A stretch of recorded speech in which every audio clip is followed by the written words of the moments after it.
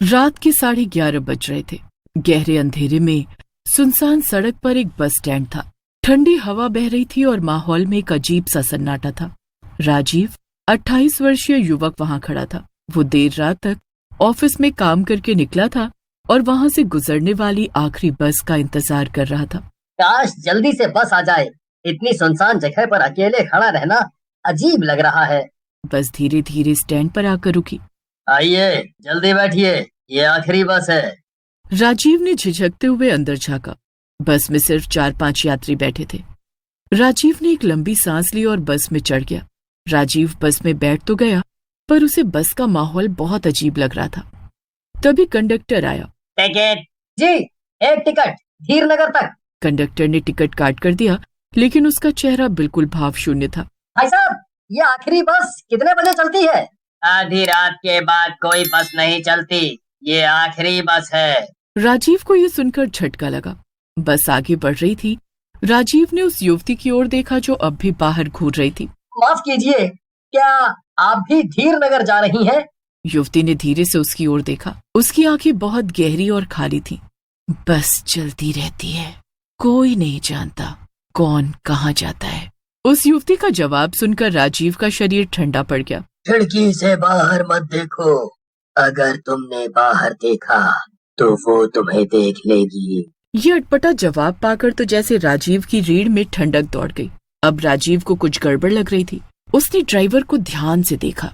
वो बिना कुछ बोले बस चला रहा था। तभी अचानक बस झटके से रुकी। बाहर घना कोहरा था।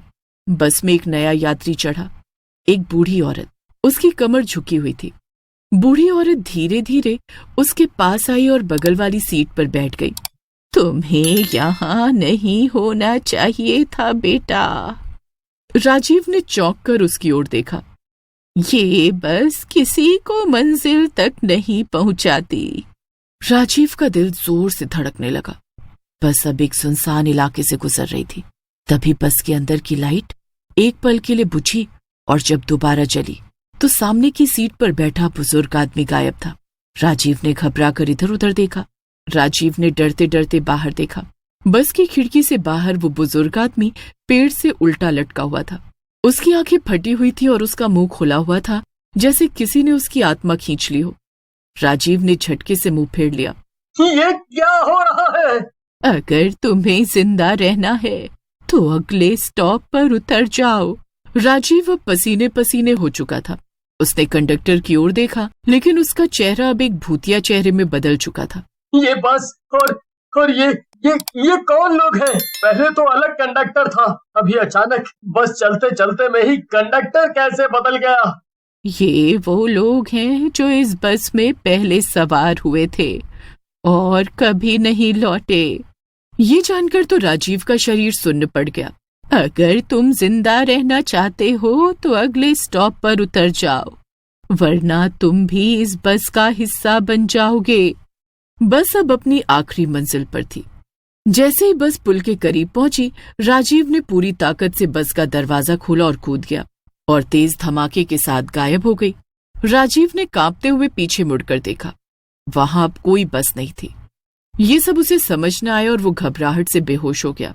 कुछ पल बाद जब राजीव को होश आया और उसने अपने चारों ओर देखा तो पाया कि दूर से वही आखिरी बस आती दिख रही थी। राजीव का सिर चकरा रहा था।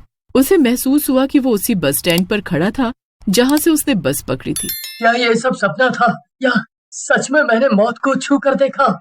उसने चारों ओर देखा। ठंडी हवा अब भी बह रही थी। बस उसी तरह उसके सामने रुकी। राजीव के पैरों ने मानो जवाब दे दिया। वो कांपते हुए पीछे हटने लगा। राजीव ने खुद को संभाला, लेकिन जैसे उसने मुड़कर दौड़ने की कोशिश की, एक ठंडी हड्डियां जमा देने वाली हवा ने उसे जकड़ लिया और अचानक कोई भी इस बस से बच नहीं सकता, कोई भी नहीं। राजीव की आंखें चौड़ी हो गईं। उसने महसूस किया कि उसका शरीर बेजान सा हो रहा था, लेकिन उसका शरीर अपनी मर्जी से नहीं चल रहा था और अगले ही पल वो फिर से उसी बस में था। राजीव ने कांपते हुए चारों ओर देखा। बस के अंदर वही पुराना माहौल था। पहली सीट पर एक डरावना भूतिया बूढ़ा आदमी बैठा था। दूसरी सीट पर एक भूतिया महिला थी। अचानक राजीव की ओर मुड़ी। उसकी आंखों में सिर्फ अंधेरा था। तुम्हें हिस्सा बनना होगा। राजीव को एहसास तो हो रहा था कि कुछ गलत होने वाला है। बस अंधेरे में दौड़ रही थी। बाहर न कोई शहर था न कोई रास्ता, बस केवल धुंध थी। तभी दरवाजा खुला और एक नया यात्री चढ़ा, एक युवक जो अपने मोबाइल पर बात कर रहा था।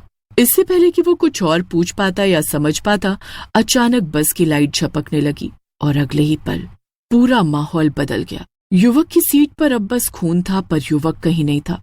राजीव ने कांपते हुए कंडक्टर की ओर देखा।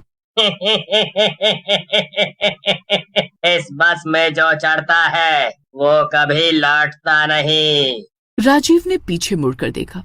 वो बूढ़ी औरत जिसने पहले उसे बस से उतरने को कहा था, अब पूरी तरह बदल चुकी थी। अब वो एक भूत बन चुकी थी। तुम अब इस बस का हिस्सा हो। राजीव को समझ नहीं आ रहा था कि वो क्या करे। बस एक भयानक जोर की आवाज के साथ हिलने लगी। राजीव ने अपने चारों ओर देखा। चारों तरफ अंधेरा था। जब राजीव ने आंखें खोली तो उसने देखा कि वो खुद को शीशे में देख सकता था और वो अब भी बस में था। तभी भूतिया कंडक्टर उसके सामने आ गया। भूतिया बूढ़ी औरत के चेहरे पर एक अजीब सी मुस्कान आई। कई साल पहले एक रात ठीक इसी समय इसी रास्ते पर एक भयानक हादसा हुआ था। ये बस धीरनगर जा रही थी, लेकिन ड्राइवर ने एक गलत मोड़ ले लिया और बस सीधे पहाड़ी से नीचे गिर गई। बस में बैठे सभी यात्री मारे गए, पर उनकी आत्माएं अब भी इस बस में कैद हैं। ये सुनकर राजीव की आंखें चौड़ी हो गई और उसने हैरानी से पूछा, तो क्या ये बस मरी हुई आत्माओं की बस है? हाँ, और जो भी इस बस में बैठता है वो भी इसका हिस्सा बन जाता है। अब तो राजीव के दिल की धड़कन और भी तेज हो गई। लेकिन मैं तो जिंदा हूँ, मैंने बस पकड़ी, मैं मरा नहीं। तो फिर तुम सच में जिंदा हो? हाँ, मैं जिंदा हूँ, मुझे बाहर निकालो। लेकिन तभी बस की खिड़की पर किसी ने दस्तक दी और राजीव ने देखा कि बाहर सड़क पर पुलिस की एक गाड़ी खड़ी थी और दो पुलिस वाले वहां खड़े थे। उनके पास एक स्ट्रेचर था और उस पर एक लाश पड़ी थी। राजीव ने ध्यान से देखा तो उसे पता चला कि वो लाश उसकी ही थी। राजीव के पैरों तले जमीन खिसक गई। अब समझ आया, तुम भी इस बस का हिस्सा बन चुके हो। नहीं, मैं इस बस का हिस्सा नहीं बन सकता, मुझे वापस जाना है। बाहर सड़क पर वही पुलिस वाले खड़े थे। एक पुलिस वाला जोर से चिल्लाया, अगर कोई जिंदा आत्मा इस बस में फंस गई है तो तुरंत बाहर आ जाए। भूतिया बूढ़ी औरत ने राजीव की ओर देखा। ये तुम्हारा आखिरी मौका है, भागो। राजीव बिना कुछ सोचे समझे दरवाजे की ओर भागा। उसे एक झटका लगा और फिर वो बेहोश हो गया। पर राजीव ने अपनी आंखें खोली तो उसने खुद को अस्पताल में पाया। उसके सिर पर पट्टी बंधी थी और उसके बगल में पुलिस खड़ी थी। पुलिस वाला अजीब नजरों से उसकी ओर देखने लगा। 2 दिन बाद राजीव अस्पताल से बाहर निकला। सुबह की रोशनी में सब कुछ सामान्य लग रहा था, लेकिन जैसे ही वो सड़क पार करने लगा उसे पीछे से एक आवाज सुनाई दी, एक जानी पहचानी डरावनी आवाज। राजीव ने पीछे मुड़कर देखा।